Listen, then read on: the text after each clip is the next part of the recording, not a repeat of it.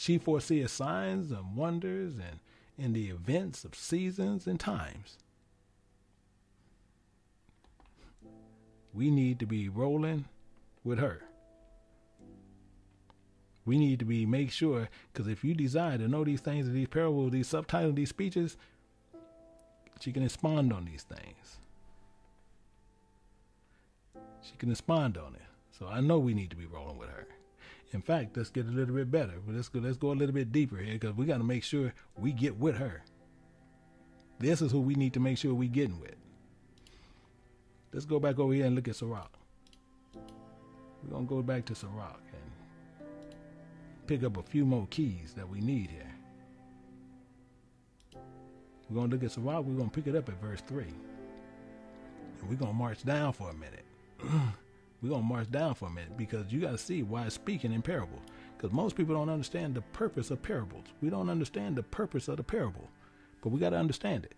And it tells us here, it says, fear not the sentence of death. Don't fear that.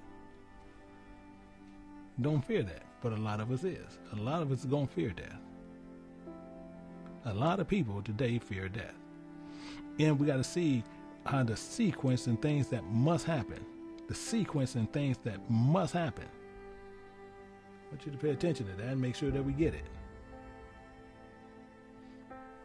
It says, fear not the sentence of death. Remember, going back to that, remember. So if we understand the precepts, we already know what was already spoken. And it says, them that have been before thee, and they in that come after. For this is the sentence of the Creator over all flesh. Is all flesh going to die? Is all flesh going to die? You know it's going to die because he already spoke about it. That's why he said, don't fear that. Don't fear that fear. And we got to see death. The craziest thing, death is easy for poor people and needy. Did you know that?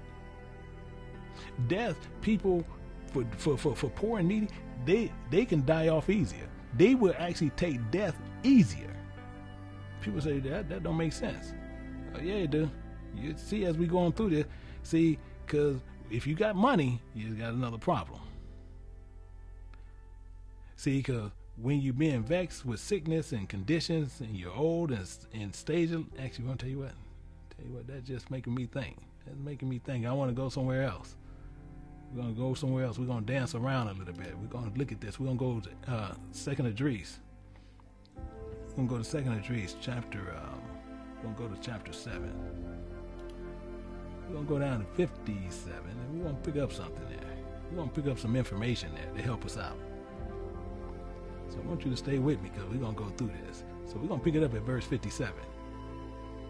We're going to sit there. We're going to talk about Uncle Esdras. It says, then answered me and said, this is the condition of the battle which man that is born upon the earth shall fight. So it's telling us. So this messenger is letting us know, see, when we're born in this world, we got to come out and we have to fight. I want you to keep that in mind, but watch how he's going through this where we can truly get the understanding on what we need to do, because this should help us out to go through what we need to go through.